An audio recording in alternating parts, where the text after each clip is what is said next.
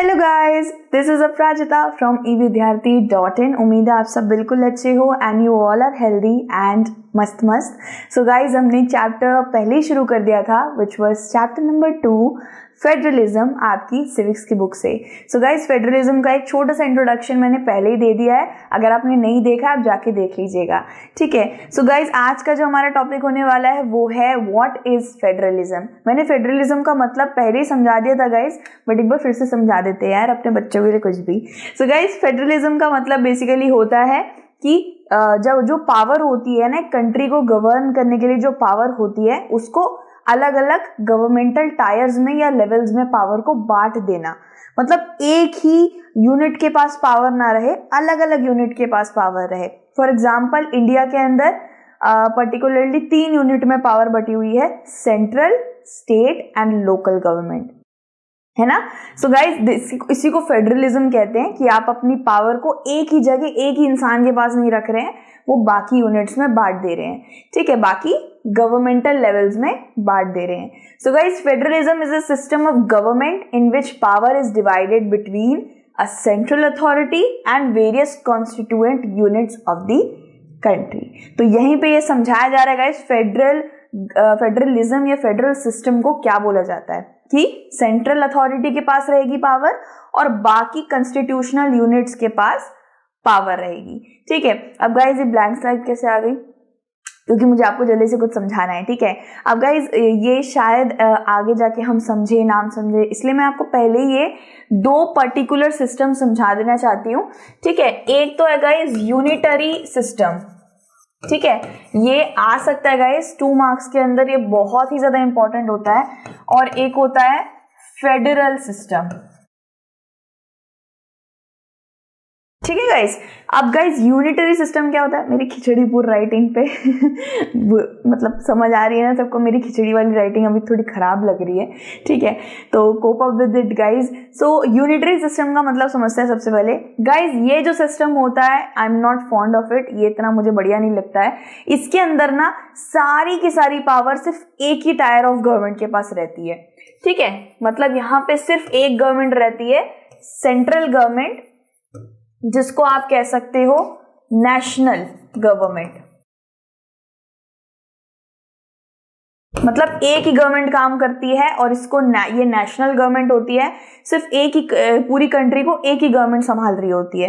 या तो ये अपने सबऑर्डिनेट्स रखती है, यानी कि ये अपने से नीचे कुछ कुछ छोटे छोटे यूनिट्स रखती है जो इसके हिसाब से चलने लग जाते हैं, ठीक है। जैसे अगर इधर स्टेट गवर्नमेंट आई भी, ठीक है, या इन्होंने कोई लोकल गवर्नमेंट लेकर भी आए ना, तो ये दोनों ही इनके हिसाब से चलेंगे। So this is called a unitary government, यानी कि एक ऐसी गवर्नमेंट जहां पे सिर्फ एक ही गवर्नमेंट का टायर सारा का सारा कंट्री को संभाल रहा होता है। अब आप एग्जाम्पल पूछोगे, फॉर एग्जाम्पल यहाँ पे लिख देते हैं भाई श्रीलंका।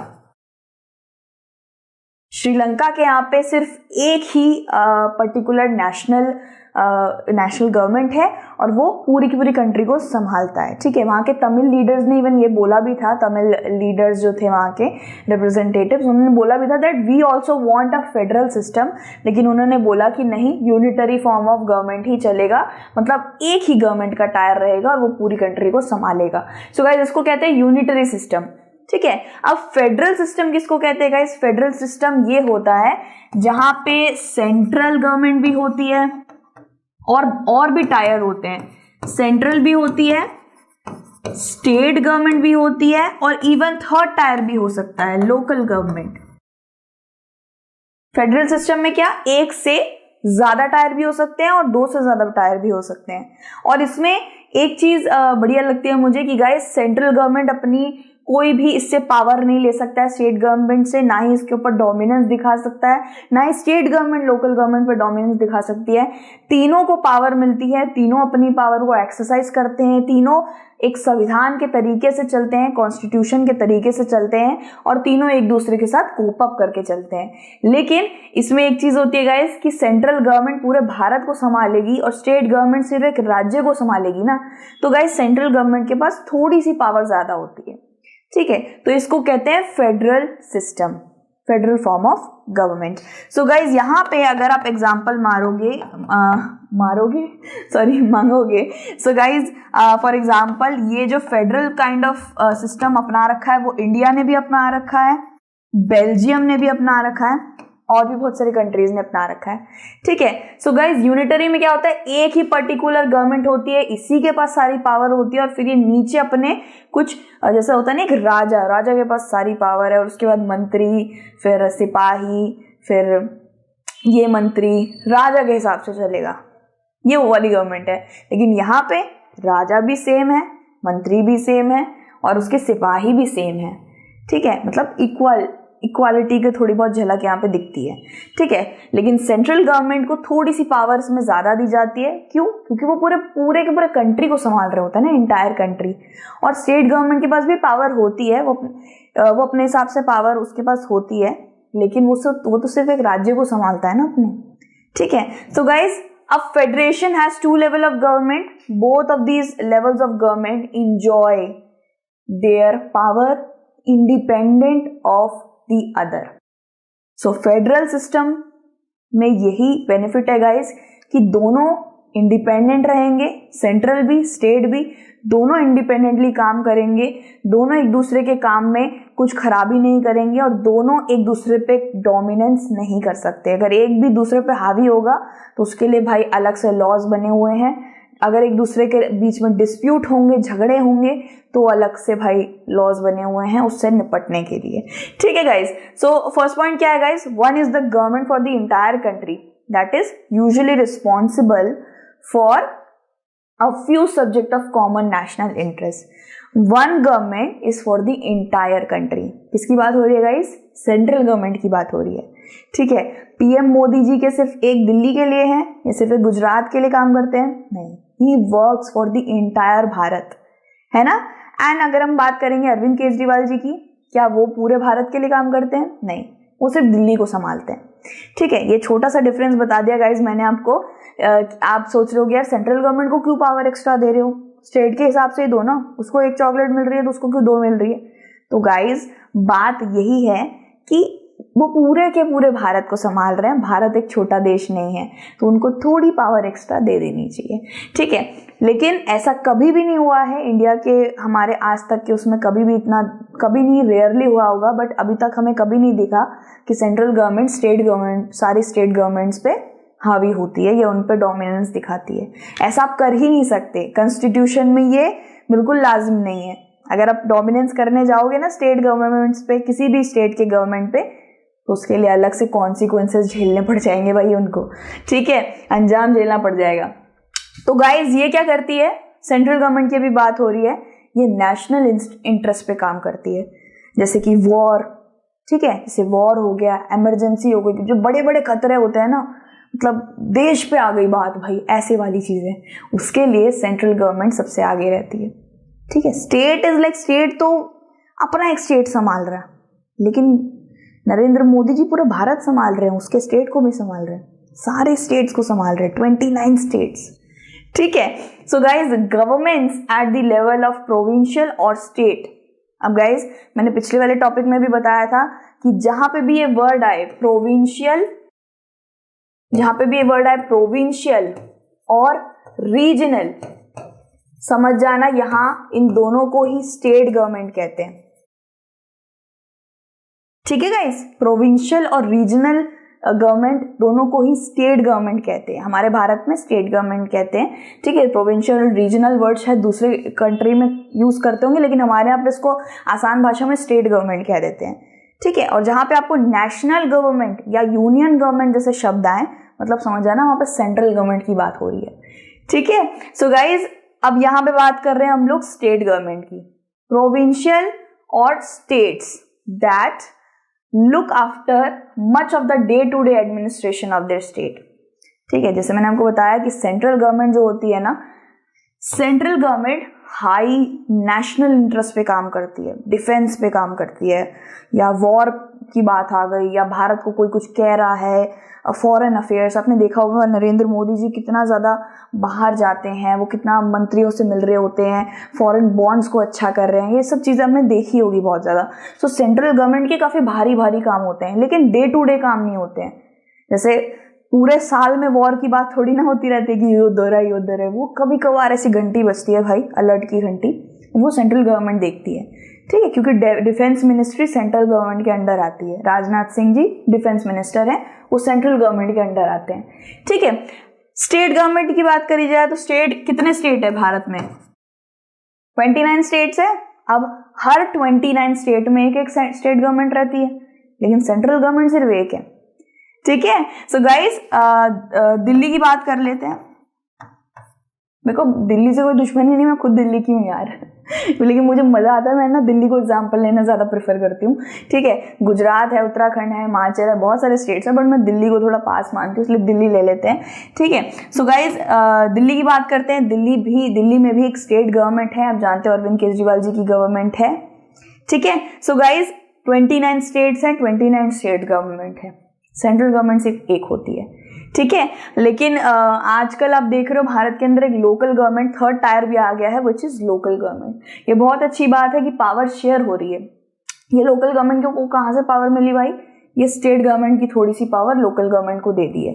समझ लो स्टेट गवर्नमेंट का 3 करोड़ का बजट है, तो 3 करोड़ में से 50 लाख रुपए लोकल गवर्नमेंट को दे दिए, थोड़ी बहुत पावर लोकल गवर्नमेंट को भी दे दी गई है, ठीक है। बेसिकली हर जगह ये 2 मेजर टायर्स ही रहते हैं, लेकिन भारत में लोकल गवर्नमेंट का टायर भी आ गया है, ठीक है गाइस।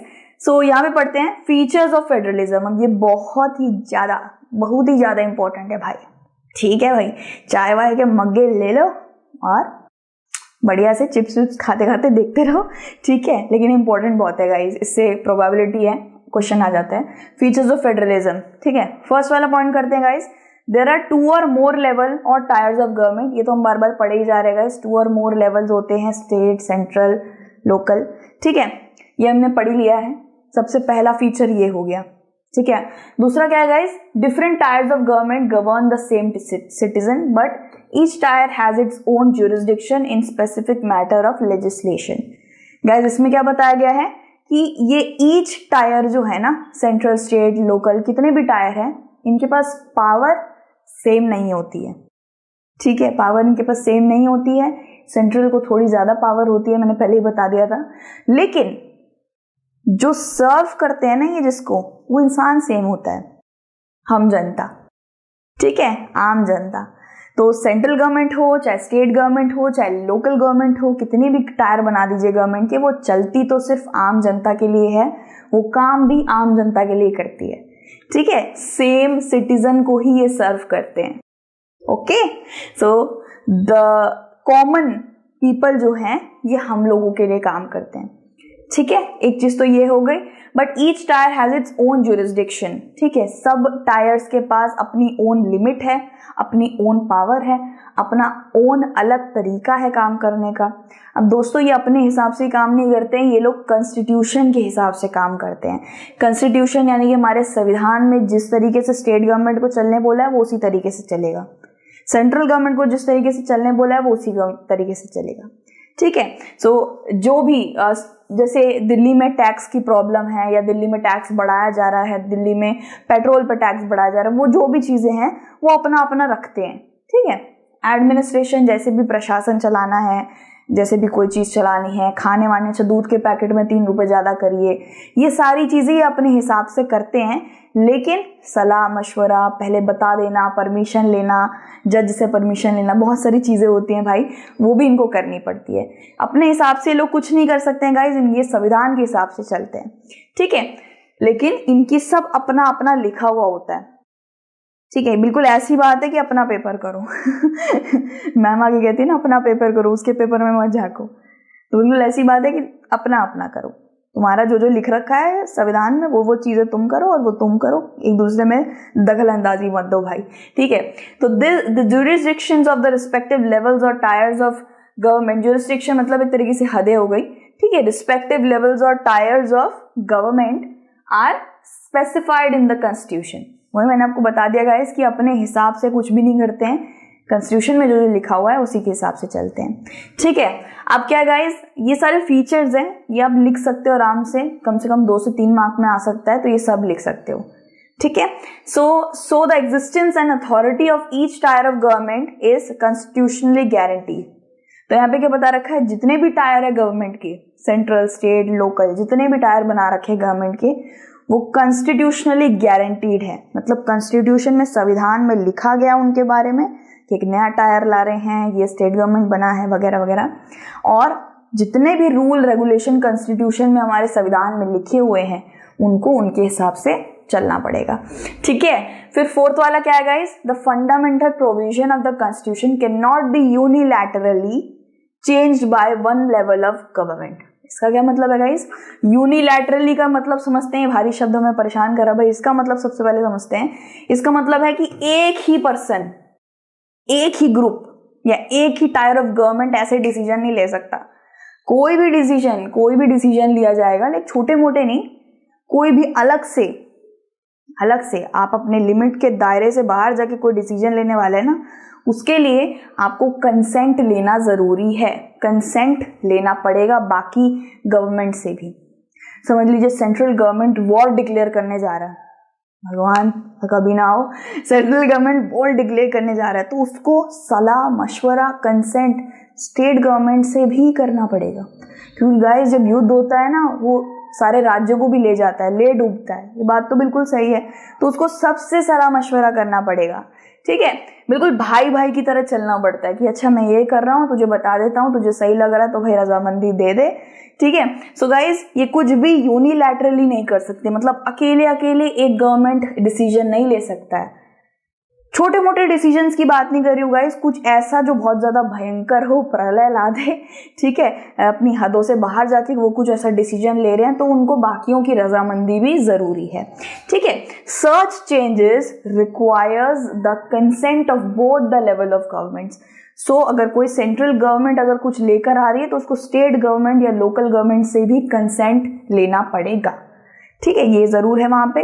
5th नंबर पे क्या है guys, courts have the power to interpret the constitution and the power of the different levels of government. आप सोच रहे हो सेंट्रल के पास अपनी पावर, स्टेट के पास अपनी पावर है, तो इनमें झगड़ा थोड़ी बहुत होती है क्या? कभी कभार थोड़े बहुत डिस्प्यूट होते होंगे, कभी कभार कोई ये लोग एक दूसरे के काम में अड़ंगा डालते होंगे, या फिर कभी कभार ये बहुत ज्यादा एक्स्ट्रा कुछ अपनी हदों से बाहर निकल के कुछ कर देते होंगे। तो इनको रोकने वाला कौन है? एम्पायर कौन है यहाँ का, इस गेम का? सो एम्पायर है भाई हमारा कोर्ट्स। ठीक है, यानी कि क्या, जुडिशरी है ना, कोर्ट का सिस्टम जुडिशरी था, याद है हमने पढ़ा था फर्स्ट चैप्टर के अंदर। सो गाइस कोर्ट सब कुछ तय कर देती है, हाई कोर्ट जो होती है, हाई कोर्ट, सुप्रीम कोर्ट, ये सब तय कर देती है। बीच में कोई भी दिक्कत होती है इन दोनों के, सेंट्रल स्टेट के, कुछ भी होता है वो देख लेती है दिक्कत। ठीक है, so guys the highest court act as an umpire if dispute arise between different levels of government in the exercise of their respective powers. बिल्कुल ऐसी बात है जैसे दो क्रिकेट की टीम खेलती है और उनमें भाई नो बॉल नहीं है, मैं आउट नहीं हूँ, तो भाई अंपायर बुलाओ, जो बोलेंगे भाई मानेंगे। एम्पायर बोलेगा ठीक है, नो बॉल नो आउट, हो गया। ठीक है भाई, हमको क्रिकेट के बारे में ज्यादा पता नहीं है, ठीक है, मेरे को तो भाई क्रिकेट खिलाता भी नहीं था, क्योंकि मैं बॉल उड़ा देती थी और वो टिक टिक खेलता था। छत के अंदर टिक टिक खेलते हो ना तुम लोग लड़के, तो मैं तो उड़ा देती थी और फिर नाली में जाती थी बॉल, मुझे लानी पड़ती थी। ठीक है, तो यार एक एम्पायर जरूर है यहाँ पे, वही सब कुछ देखता है। ठीक है, कोर्ट का सिस्टम है सेंट्रल स्टेट में, कुछ भी प्रॉब्लम है भाई कोर्ट में जाना पड़ेगा। तो 6वें नंबर पे भाई क्या है feature, source of revenue for each level of government are clearly specified to ensure its financial autonomy. अब स्टेट गवर्नमेंट है, जैसे राज्य सरकार है हमारी, दिल्ली की ले लीजिए, उत्तराखंड की, कहीं की भी ले लीजिए, इनके पास इनका पैसा खुद का आता है। ठीक है, हमारे टैक्स से ही आता है, तो जाहिर सी बात है हम टैक्स देते हैं, तभी तो वो पैसा सरकार के पास जाता है चलाने के लिए राज्य। तो गाइज स्पेसिफाइड हो रखा होता है। ठीक है, अगर पर्टिकुलरली स्टेट गवर्नमेंट को 5 करोड़ देने हैं, तो वो संविधान में लिखा हुआ जितना देना है उतना ही मिलता है, और जितना सेंट्रल को लिखा हुआ है वो उतना ही मिलता है। ठीक है, एकदम इंश्योर करके इनको मिलता है, ना ही कम ना ही ज्यादा। ठीक है, 7th वाले पे क्या है गाइज, द फेडरल, मतलब इसका मतलब ये है कि दोनों को ही अपने हिसाब से इनको पैसा दे दिया जाता है, फाइनेंशियल इनको बढ़िया मिलता है। 7th क्या है गाइस, द फेडरल सिस्टम दस हैज डुअल ऑब्जेक्टिव। अब एक दो नहीं, डुअल बोला है ना, दो चीजें ऐसी हैं गाइस, ये दोनों को माननी पड़ती है, दोनों को, शातिर नहीं बनने का, दोनों को मानना पड़ेगा। ठीक है, अब देखते हैं वो क्या है। दो ऑब्जेक्टिव ऐसे कौन से हैं, to safeguard and promote unity of the country. ये पहला ऑब्जेक्टिव हो गया कि आप दोनों ही, स्टेट भैया सेंट्रल भैया, आप दोनों ही कंट्री के प्रोटेक्शन करेंगे, कंट्री को सेफगार्ड करेंगे, कंट्री की शांति भंग नहीं करेंगे, कंट्री हमारा जो भारत है उसको यूनिटी में लाने की कोशिश करेंगे, कुछ भी भंगा भुंगी नहीं करेंगे। ठीक है, ये तो फर्स्ट ऑब्जेक्टिव हो गया। सेकेंड ऑब्जेक्टिव क्या है, while at the same time accommodates regional diversity. दूसरा डुअल ऑब्जेक्ट ये है कि हमारा भारत महान तो है, यूनिक भी है, डाइवर्स भी है, बहुत से रिलीजन इसमें पनपते हैं, बहुत से कास्ट है, बहुत से लैंग्वेज है, पहनावा, कल्चर, बहुत डाइवर्स है यार भारत, सीरियसली।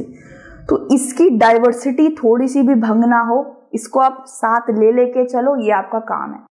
ठीक है, first is to promote and safeguard the unity of the country, second is accommodates diversity. Accommodate का मतलब क्या होता है गाइस, अरेंज करके रखना, संभाल के, सेटल करके रखना। आप इसकी डाइवर्सिटी को भंग नहीं करोगे। ये दो ऑब्जेक्टिव होते हैं जो सेंट्रल, स्टेट, कितने भी टायर हो सबको मानना पड़ेगा। ठीक है, इसके बाद क्या है, therefore two aspects are crucial for the institution and practice of the federation. ये दोनों ही, इन दोनों को मान के चलना पड़ेगा भाई। ठीक है, इसके बाद क्या guys, government at different level should agree to the same rules of the power sharing. दोनों, सेंट्रल और स्टेट, दोनों को रूल्स मान के चलने पड़ेंगे, कोई रूल भंग नहीं करेगा, कोई बदतमीजी नहीं करेगा। ठीक है, और पावर शेयरिंग करके चलती रहनी है। मतलब कैसे, कोई एक दूसरे के टांग में अड़ंगा नहीं डालना है, एक दूसरे के साथ रहना है, इंडिपेंडेंट हो आप, इंडिपेंडेंट बॉडी हो, आपको काम दे दिया गया, आप वो करो। आपको बोला है बर्तन मांजना है, आपको बोला चाय बनाना है, तू क्या कर रहा है, तेरे बर्तन गिरा दूं, तेरे चाय में नमक डाल दूं, ये नहीं करना। ठीक है, तो दोनों को अपना काम करना है, लेकिन एक साथ रह के करना है। तेरे बर्तन धोने में हेल्प करवा दूं, तू चाय पिएगा, तेरे भी चाय बना देता हूं।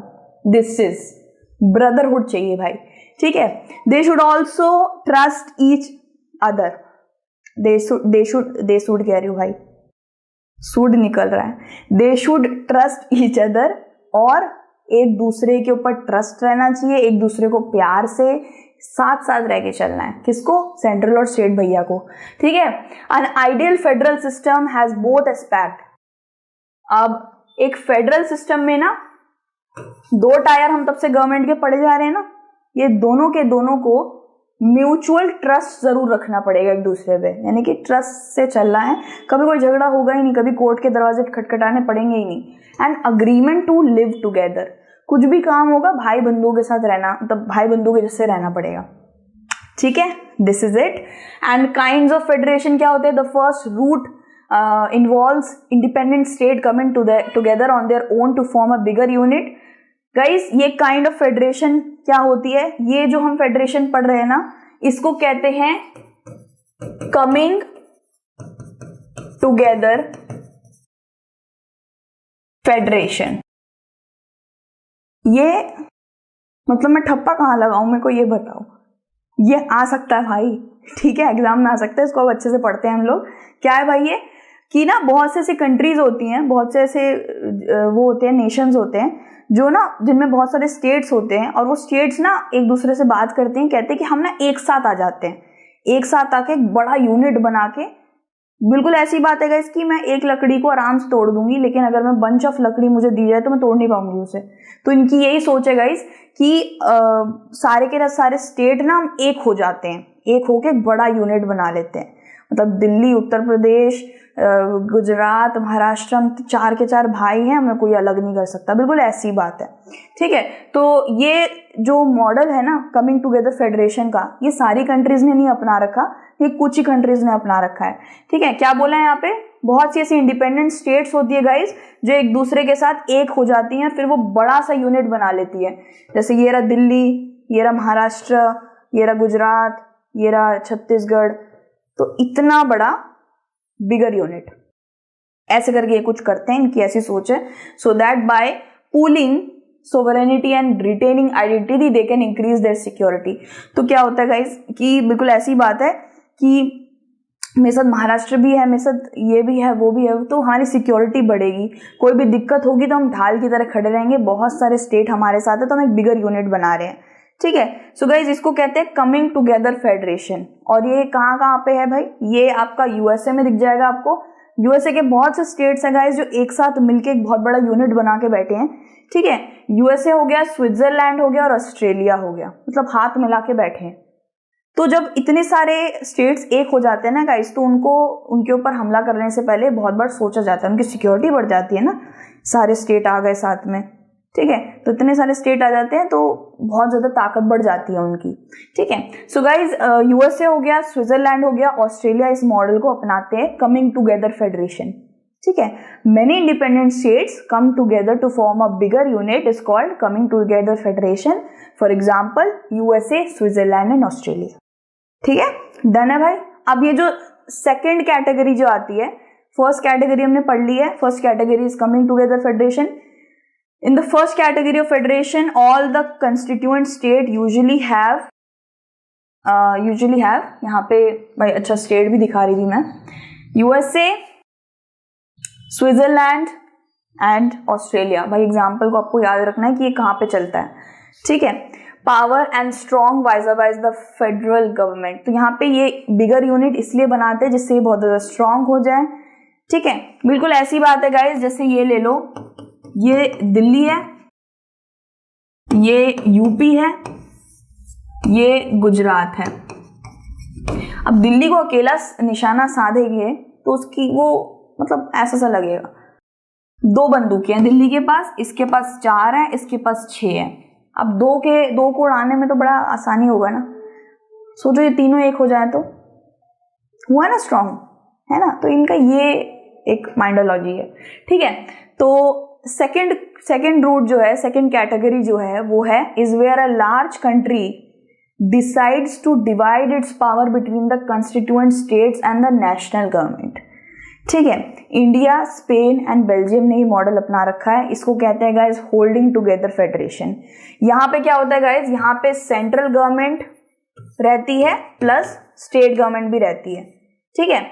स्टेट्स यहाँ पे जितने भी हैं कोई बिगर यूनिट में नहीं आते हैं, कोई एक साथ नहीं हो जाते, ये सब अपना अकेले अकेले जुट बन के रहते हैं। मैं दिल्ली हूँ, मैं यूपी हूँ, मैं गुजरात हूँ, मैं फ्रेंड से बाहर जा रही हूँ।